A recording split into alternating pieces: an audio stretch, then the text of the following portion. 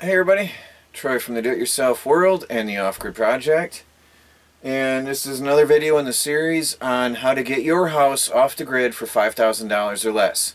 Today what we have is some LED light bulbs here, which is one way to get your home off the grid. And this is for anybody and everybody actually. Even if you have no intentions of getting off the grid, what I'm about to show you today is going to help you save on your energy bills regardless. Part of getting off the grid is to reduce your energy requirements in the first place so that you don't have to have as much solar power or off-grid power overall. Once you get in the habit of reducing energy and cutting costs and living efficiently, then you'll not only save energy while you're on the grid, but you'll save cost trying to go off the grid. And the first thing we did when we moved here, remember we went from a fully off-grid tiny house on wheels, completely isolated from the outside world except for an internet line which was a quarter-mile long. No connections to the outside world whatsoever except for that internet line. When we came here, we got two houses that were on the grid here in Michigan on a proper homestead with 18 acres and two houses that were on the grid. The first thing we did was bought about 30 of these energy efficient LEDs. Now the government is doing a deal right now giving you an incentive to buy these energy saving LEDs. Now what we have here is we buy these at most hardware stores carry these now for $1. And I'm not promoting this, I'm not associated with this, I'm only telling you what we did. We switched every single light bulb in the houses to LEDs right away, immediately. Your lights in your house account for between 20 to 30% of your energy bill based on research I did maybe 7-8 years ago for a company I worked for. I worked for a lighting company for a while and I did research on that. And that was back when LEDs were expensive. It was $40 a bulb back then, and we were trying to promote LED lighting and tell people why it was better to get the LED lighting. Well, now at $1 a piece, 99 cents a piece, it's even more efficient to switch. This is a 60 watt, equivalent to a 60 watt light bulb, and burns 9 watts of energy.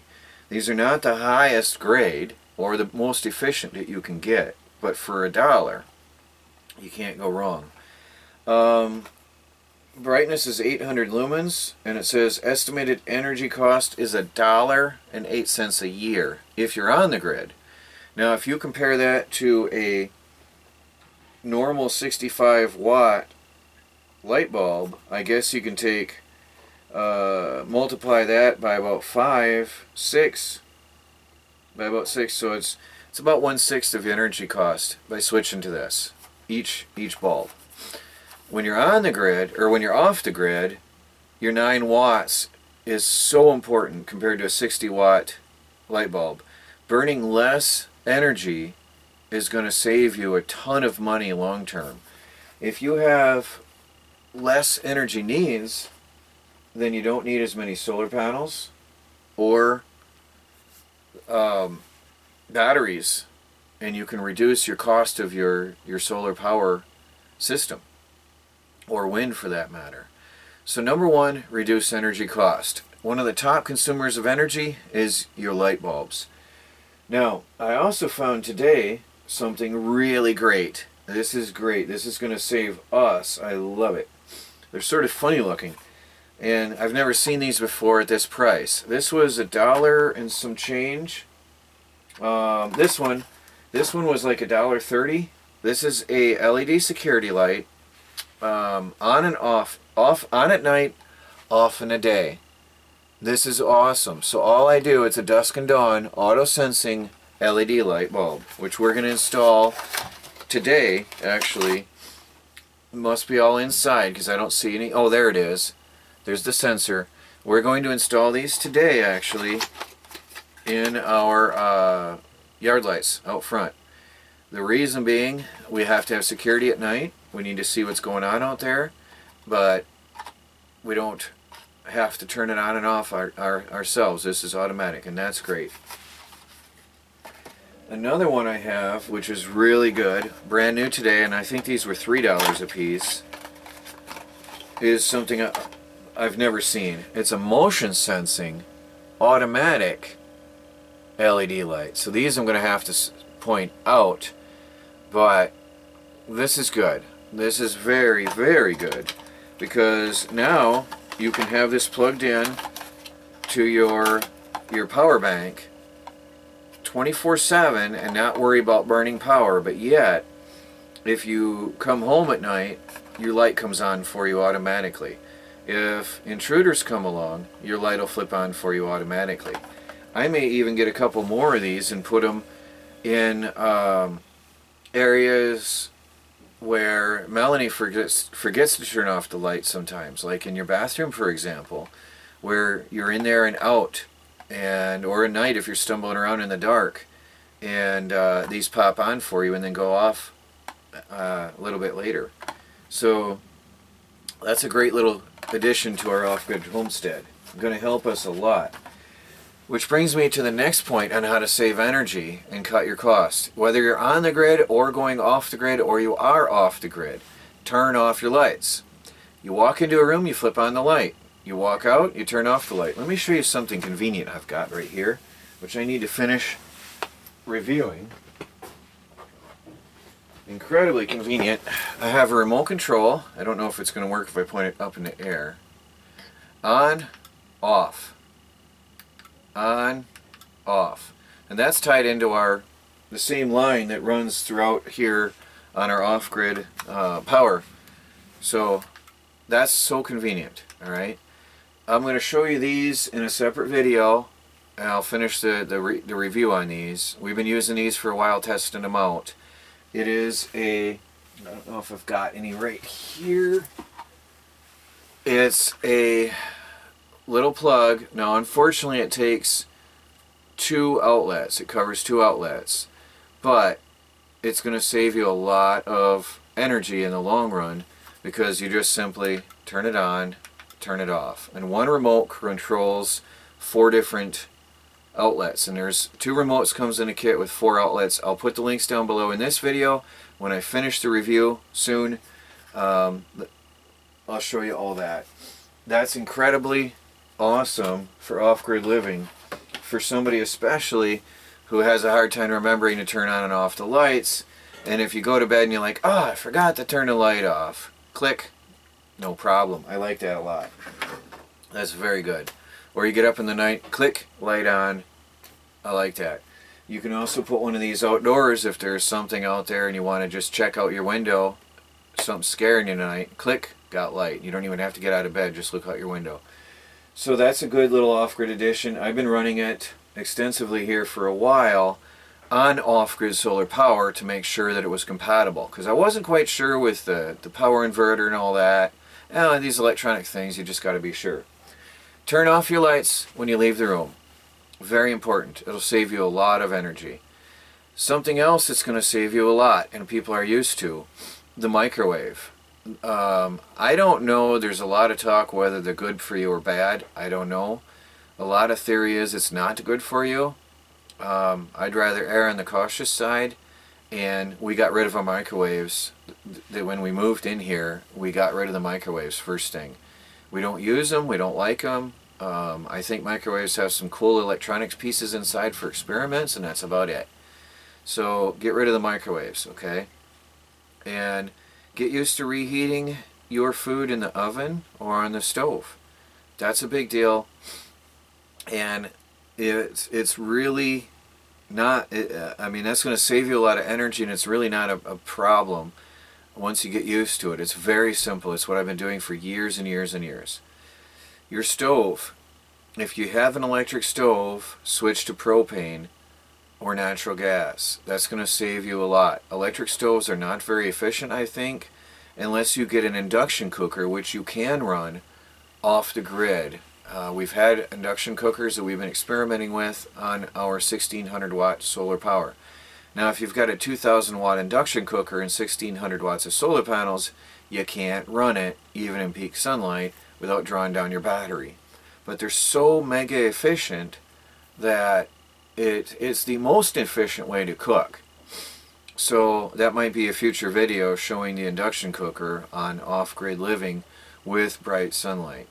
Another thing, now cooking is going to be a separate video, but I'm going to touch on it because we're talking about energy savings today.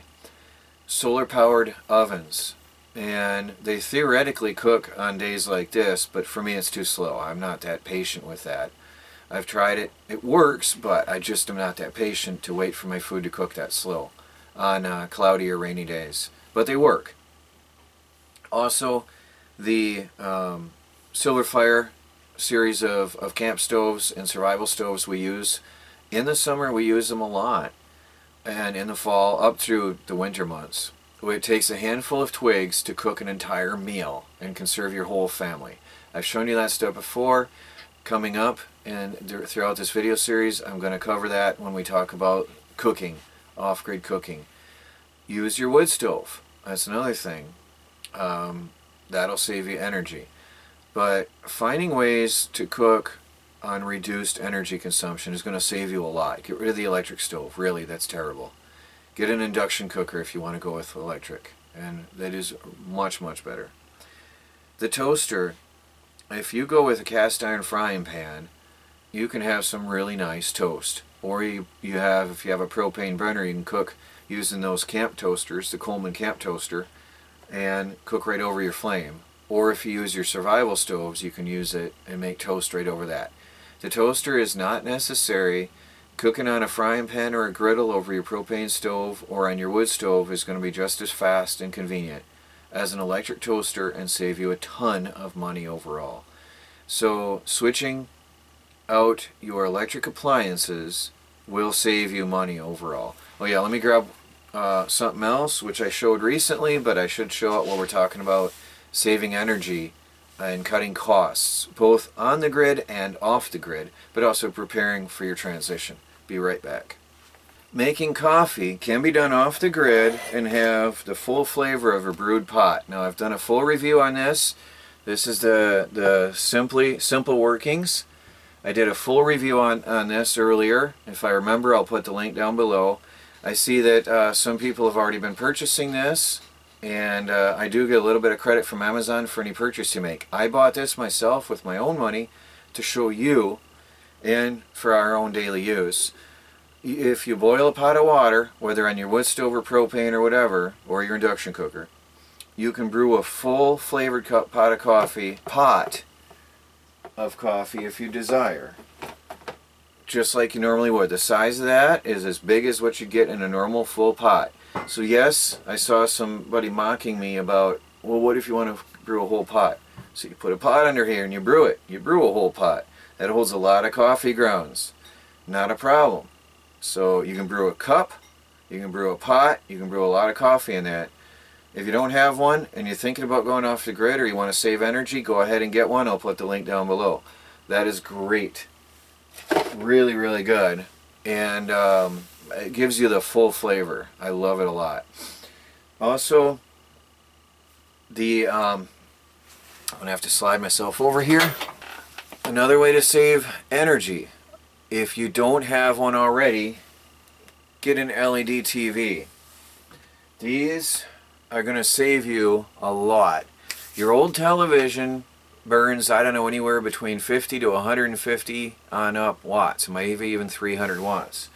These on average burn 30 watts of energy, and you can run it without problems on your off-grid solar power system. Also, it's going to save you if you are on the grid. It's only going to cost you maybe $10 or $20 for an entire year to run an LED TV. We have a 41-inch big screen up in the bedroom. LED TV, I think it uses between 30 and 40 watts, and we can run that in solar power without any problem. And if you're on the grid, it's going to save you a lot of money. So I would strongly advise switching to LED TVs as well. Some other tips when you're on solar power or reducing your energy needs, going portable is going to help you tremendously. Now there are larger versions of these, but this is what we happen to have. I just introduced this the other day. This is a small battery powered, you see no cords, USB chargeable, cordless juicer blender, okay? Really good for off-grid living. Why? Because it's charged with your 5 volts output on USB. Also, we have portable solar panels, USB solar panels, so we can charge these devices separate from our main solar power system, which I prefer to charge my small devices using small folding solar panels. And I'll show you that in a minute as well. There's an advantage to that because it's extra and it's mobile, it's portable. On a sunny day you take this outside, set up the charger, and go. So off-grid devices like this. Truck stops have a lot of things. If you want to go reduced power, you can get the coffee makers, the toaster ovens, and all that run on a truck. All right, and that'll help you as well, reducing your costs. They're still going to burn a lot of energy, those small plug-in devices, but they're reduced. They're obviously designed for reduced power. They cook a little slower, but they do the job. So USB powered blender, for example, I'll put the links down below. I hope it's charged. I haven't had this out in a while. Yes. The Sunjack light stick. This is the Sunjack USB light stick with USB charging port and USB output. Water resistant, and I've done reviews on this long ago. I've got the light stick and the light stick mini. The mini is upstairs somewhere because we're using it, but this I happen to have right here.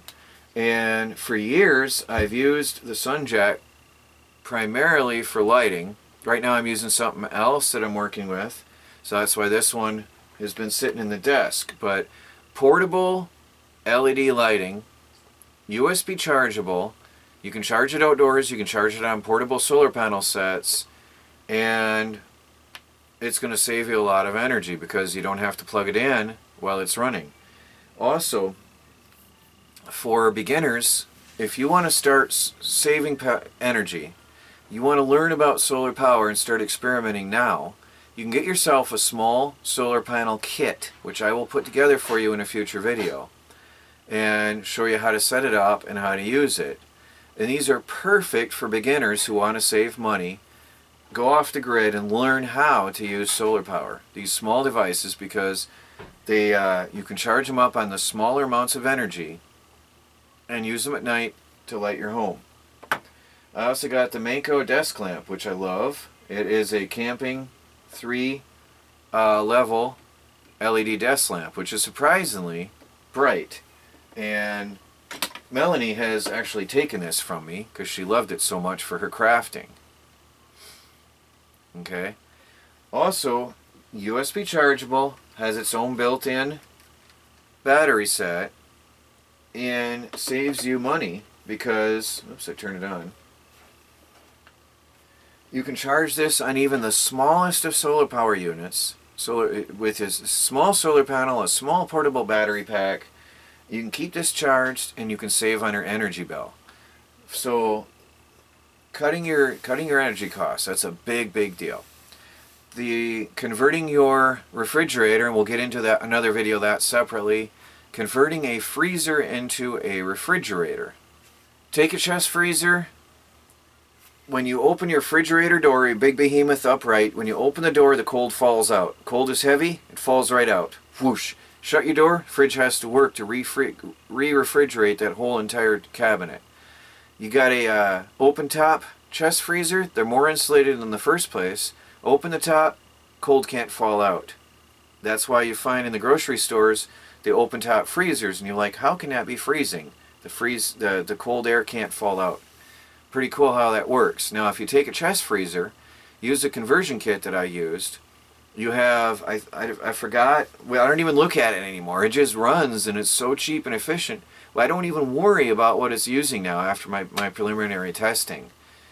The chest freezer converted to a fridge is mega efficient. I think it was 100 and some odd watts I was burning, and just really cut our costs throughout the entire a month. So we'll be covering that again later, and I know a lot of people want to see updates on that, so we'll be getting back to that. And now that I mention it, I got one other thing I want to show you before we close this up for today. There is a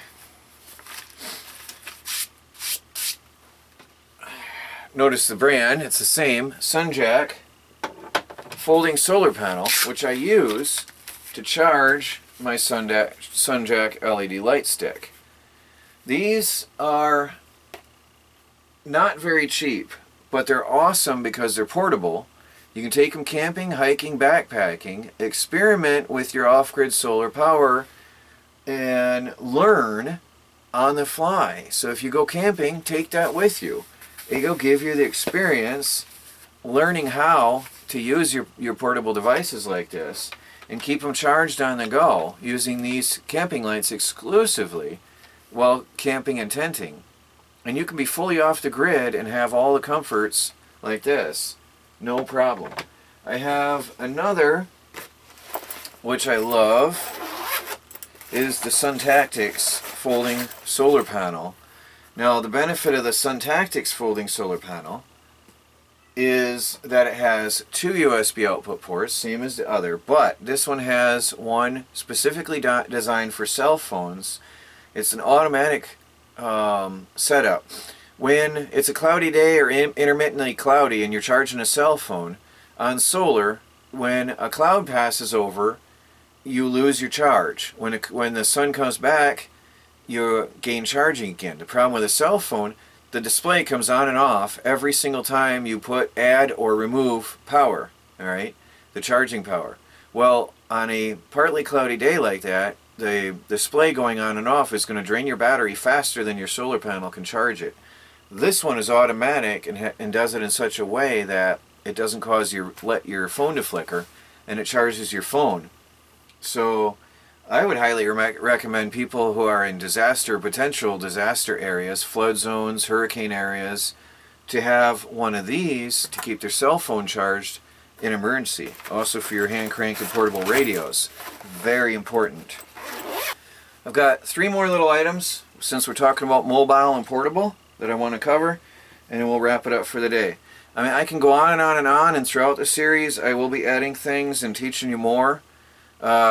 Changing how you heat your water. Do it on the wood stove if you can. There's so many ways to save energy, but it's too much to cover in one video. And we're going to go over some of these things in more detail later, like cooking, off-grid water heating, off-grid showering. All these things we'll cover later. But I want to start to teach you how to save energy now with the minimum investment, so you can cut your energy bills even if you don't want to go off the grid. And I think that's going to be very important for a lot of people. A solar chargeable hand crank radio is, Melanie left it on. She uses it, by the way. She uses it, and that's the key. Having a hand cranked solar chargeable radio, which is also USB chargeable, saves you energy. You got nothing plugged into the grid or your solar power setup. This thing charges itself, takes care of its own self, or you hand crank it as needed. If you got enough sun, you charge it on your portable solar pack, and you keep these things going separate from your grid or your solar power system feeding your house. Really cool. Emergency radio, weather radio, and music for entertainment, and flashlight. Really good tool to have when you're going off the grid or trying to save your energy. Something I'm reviewing recently is a USB power bank to keep your smaller devices charged. Take it outside, charge it with your solar panel when the sun is shining, or show it in the window, and then you have multiple times of recharging your small LED lights, devices, radios, and whatever. This is a 10,000 milliamp hour portable power bank, which I'm reviewing right now from 4 Patriots, and has a built-in flashlight. Alright, it's got different modes. It's a really good device to have when you're going off the grid or trying to cut costs. It can be solar charged, USB charged, and it's going to save you money. Also, something I'm reviewing is a solar chargeable flashlight. It's USB chargeable, solar chargeable, has a USB output to charge your cell phones. Great for disasters and emergencies, but good for off-grid living because, again, although the solar cell is in here, it's not as powerful as the big ones. You can fast charge it on a portable solar panel like I have shown you and save even more on your energy bill. Now, using these portable devices here that I just showed you with a small solar panel is an awesome way to get started and introduce yourself to off-grid living. Why? Because this device is going to take what it needs and stop charging on its own. You can't kill it with a mistake. If you got your big off-grid system and you're not familiar with things and you don't watch things, you could destroy your batteries and lose thousands of dollars. You got to keep an eye on it. We'll be teaching you how to do that later, so don't freak out about it. Don't worry. We'll cover that, and you'll be very comfortable by the time you get to putting up your own full-fledged solar power system. For now, I would strongly advise people to get these smaller units to get themselves introduced to solar power, because these are fail-safe. They have circuitry in place to prevent you from over-discharging or overcharging.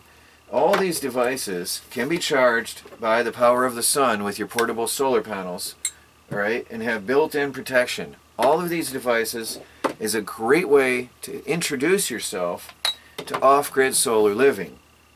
Now, I know this is a lot of devices I'm showing, and I am going to put the links to them all below, because if you want to learn about solar power on a budget, this is the way to start out. Get yourself a small solar panel, some lights, and maybe a radio, and learn how they work. And then you'll be more comfortable when we get into the meat and potatoes of solar power and off-grid living. Thanks for watching, guys. Check out all the links below. This is going to be a lot of work for me right in this video. And if you have any questions, check out the forum. I'll put the link down below. This is the Do-It-Yourself World Forum. Please feel free to ask me anything about off-grid living, saving energy, cutting costs, or whatever. So, and go ahead and check out these links and get yourself a small folding solar panel and some USB chargeable lights and learn with the basics. These are great starter kits to get going and learn how to live off the grid. Alright guys, more videos coming on how to get off the grid for $5,000 or less. Please like, subscribe, and share, and keep checking back for the rest of the video series coming throughout this summer. Talk to you later.